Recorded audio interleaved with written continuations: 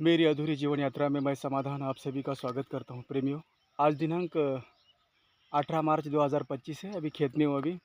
ये लेमन का है, नींबूनी का पेड़ है ये लेमन का। तो आपको दिखाता हूँ, मैं अभी जा रहा हूँ आगे। लेमन आए हुए हैं, इसको नींबू आपको दिखाता हूँ थोड़ा सा। देख सकते हैं आप इधर, ये देखिए यहाँ, ये इधर देखिए लेमन का बगीचा है। बाग में भी पानी दे रहे इधर थोड़ा सा। और ये मुझे मतलब मैं बहुत खेत में आता हूँ तो खाता ही रहता हूँ। देख सकते हो, ये देखिए मैं आपको खा के दिखाऊंगा। वाह, बहुत ही अच्छा।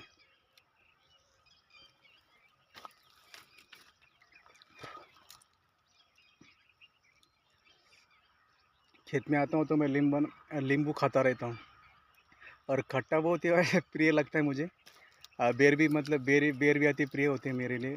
आपको तो पता है, मेरे घर के सामने काफ़ी सारे बेर के, बहुत इतना बड़ा बेर है, लेमन के जैसा बेर है, आपको तो दिखाया था मैंने।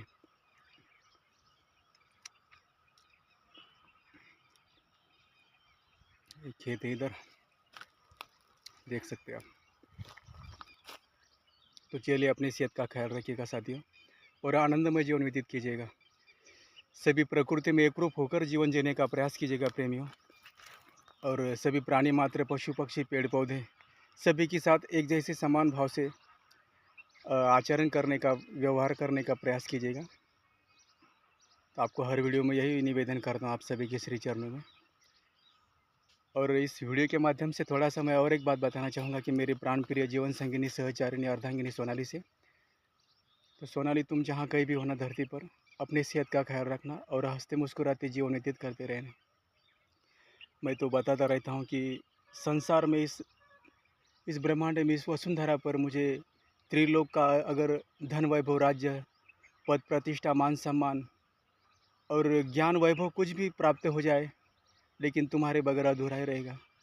हे मेरी प्राण प्रिय अर्धांगिनी, महादेवी, सोनाली, सहचारिणी, तुम्हारे बगैर सब कुछ निरर्थक ही व्यतीत होगा मेरे जीवन के इस अथाह प्रवाह में। तुम्हारे वियोग में तुम्हारा समाधान किस तरह जीवन बिता रहा है, एक योगी की भांति, एक सन्यासी की भांति, एक वैराग्य की भांति, तपस्वी की भांति, संत की भांति। तो तुम्हारा भी मेरे जीवन के इस प्रवाह में मुझसे बिछड़ने के लिए तुम्हारा कोटि कोटि आभार सोनाली। वैसे तो अंतिम समय में, एक समय तो सबको बिछड़ना होता है, लेकिन बिछड़ने से पहले तुम मुझसे बिछड़ गए। लेकिन तो विधना तेरे लेख किसी के समझ ना आते हैं। ये तो सब प्रकृति में निहित होता है। वैसे तो हमारे हाथ में कुछ भी नहीं होता है। चलिए, कोई बात नहीं। तुम जब से दूर गई हो सोनाली, तब से मुझे स्वयं को जानने का, आत्मसात, प्रकृति को जानने का बहुत ही मौका मिला। तुम्हारा मेरे हृदय में बहुत ही, मेरे प्राण है तुम सोनाली, तुम्हें पता है। तुम मेरे प्राण हो, मेरे श्वास हो, और मेरा ईश्वर भी तुम ही हो। तुम्हें तो कहता हूँ मैं कि तुम देवी स्वरूप हो मेरे लिए। हे मेरी प्राण प्रिय सोनाली, अभी इधर तुम्हें पता है, तुम्हारे वीर्य वियोग में मैं इधर वन वन भटकता रहा, संतों के सानिध्य में जीवन व्यतीत किया। कई कई तुम्हें पता है, लोनार सरोवर की ओर भी मैं जाता रहता हूँ। अभी बहुत दिन हुए गए नहीं उधर, कमरजा माता की तरफ, और उधर भी ध्यान साधना, मेडिटेशन करता रहता हूँ मैं, तुम्हें तो पता है सोनाली। लेकिन कोई बात नहीं, अपनी सेहत का ख्याल रखना और आनंद में जीवन व्यतीत करते रहना मेरी प्राण प्रिय। मैं हर बार कहता हूँ कि माया मोह से परे हो जाओ, निर्विकार भाव से जीवन व्यतीत करो। लेकिन क्या है ना कि संसार में कोई भी माया मोह से मुक्त हो ही नहीं सकता। हम कहते हैं कि कुछ नहीं की स्थिति में आना है, तो कुछ नहीं की स्थिति में कहाँ आएंगे, कौन आएगा? तो परम ज्ञानी, वो परम तपस्वी, परम सिद्ध साधक, वैरागी योगी, वो समाधि अवस्था होती है, वो अंतिम क्षण होता है कुछ नहीं की स्थिति। इस नश्वर देह में जब तक हम इस धरा पर, हमारी देह विद्यमान रहेगी ये काया, तब तक हम कुछ नहीं की स्थिति में थोड़ा बहुत तो मतलब 100% तो ना आ सकेंगे, क्योंकि कामना, आसक्ति, मोह, लालच, ईर्ष्या, द्वेष, छल, कपट, बेईमानी, इन सभी दुर्गुणों से, हम आचरणों से तो हम मुक्त हो सकेंगे ध्यान साधना से, भक्ति मार्ग से। अध्यात्म की राह पर चलने से और ज्ञानी जनों के सानिध्य में जीवन प्रकृति में एकरूप होकर जीवन व्यतीत करने से हम इस माया मोह के बेईमानी से छल कपट से दूर हो जाएंगे। लेकिन कुचने की स्थिति में कब आएंगे? जब हम स्वयं एकाकार हो जाएंगे, स्वयं अंतर्मुख हो जाएंगे, तब हम कुचने की स्थिति में आएंगे। फिर वो निराकार निर्विकार की फिर अंतिम स्थिति होती है, वो परम अवस्था, कुचने की स्थिति, फिर समाधि अवस्था, फिर उसी परम तत्व में एकरूप हो जाना, उस परम तत्व में शाश्वत परम सत्य में एकरूप हो जाना, वो अंतिम स्थिति होती है। वो अंतिम चरम होता है इस काया का, इस नश्वर देह का। मतलब स्वयं ही स्वयं में विलीन हो जाना, स्वयं ही स्वयं में विलीन हो जाना, तो अंतिम स्थिति होती है। तो जीते जी तो मैंने कहा ना कि कुछ नहीं की स्थिति में कोई नहीं आ सकेगा और कोई आ भी नहीं सकता, वो अंतिम स्थिति होती है। तो कोई बात नहीं प्रेमियों, इस धरा पर हम कुछ पल के तो मेहमान हैं, तो सबके साथ करुणामय होकर जीवन व्यतीत कीजिएगा।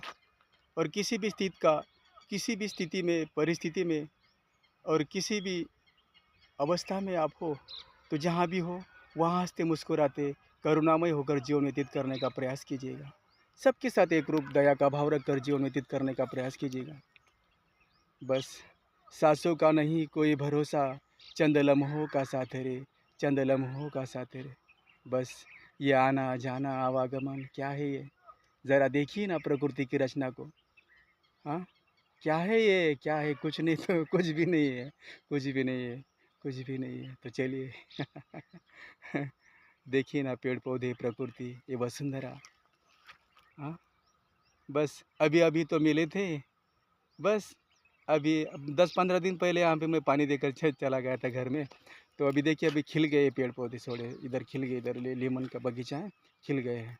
तो बस ऐसा ही हमारे जीवन का है, कुछ पल का खिलना, कुछ पल का मुस्कुराना और अंत में बस स्वयं ही स्वयं में विलीन हो जाना।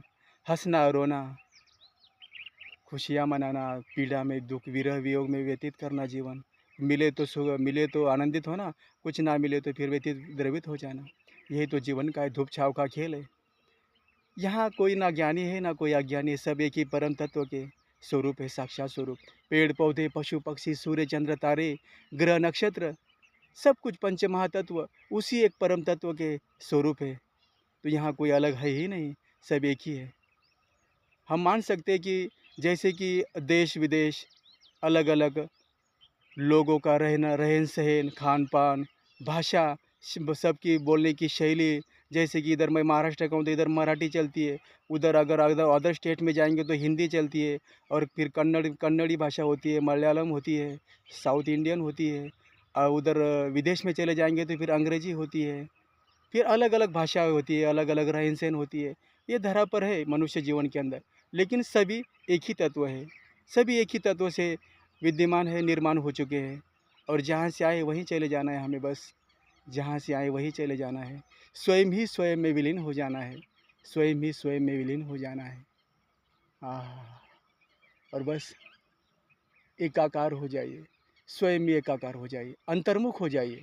तब देखना आपके जीवन में कितना भी दुख पीड़ा क्यों ना आ जाए, आप स्वयं में एकाकार होने पर उस दुख को सहने की शक्ति आप में विद्यमान हो जाएगी। आप हंसते हंसते उस पीड़ा को सह जाएंगे। बस ईमानदारी से जीवन अपनाना है, ईमानदारी से। मैं ये नहीं कहूँगा कि इधर सभी अलग अलग, मतलब सब एक ही है, बाकी कुछ नहीं है। बस अपने जीवन में एक रूप होने का प्रयास कीजिए और हर कामना से मुक्त होने का प्रयास कीजिए। ज़्यादा किसी भी चीज़ की आसक्ति रखकर जीवन व्यतीत करने का प्रयास ना कीजिए। प्रकृति सबको कुछ ना कुछ समय आने पर वो अपना अपना जो मन की अच्छाई होती है तो वो प्रदान करती है, सत्य की राह पर चलने पर, अंतर्मुख होने पर, एकाकार होने पर, प्रकृति में एक रूप हो जाने पर। तो चलिए सबके साथ करुणामय होकर जीवन व्यतीत करने का प्रयास कीजिएगा और हंसते मुस्कुराते आनंद में रहिएगा। तो चलिए, हे मेरी प्राण प्रिय, तुम जहाँ कहीं भी हो सोनाली, सदा हंसते मुस्कुराते जीवन व्यतीत करना। चलिए अपनी सेहत का ख्याल रखना। देखिए ना 2025 चल रहा है, आज 18 मार्च 2025 है।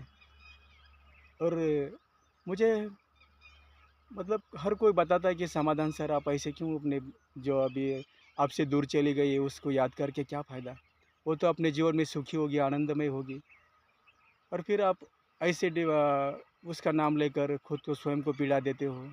कभी कभी फिर उनको लगता है कि यार पता नहीं समाधान का हाल कैसा होगा, क्या खाना खाता होगा क्या नहीं, उसकी यादों में ऐसा इधर उधर मतलब संतों के सानिध्य में भटकता रहता है। तो ऐसा कुछ नहीं सोनाली, ये जीवन है। जितना ही हम स्वयं से दूर भागने का प्रयास करेंगे ना, तो उतना हम स्वयं से भ्रमित होकर जो हो जाएंगे। तो यहाँ से हमें कहीं भागना नहीं है। जैसी भी स्थिति परिस्थिति आएगी, उस दोनों ही स्थिति परिस्थिति में सुख हो या दुख हो, उसमें एक रूप हो जाना है, उसमें एकाकार हो जाना है। और दुख आए तो ना व्यतीत होना है, और सुख मिले तो ज़्यादा हर्ष उल्लासित आनंदित भी नहीं होना है। दोनों ही परिस्थिति में एक रूप होकर जीवन जीने का प्रयास करना है हमें, बस। तो चलिए साथियों, अपनी सेहत का ख्याल रखिएगा और आनंद में जीवन व्यतीत कीजिएगा। जय हिंद, वंदे मातरम।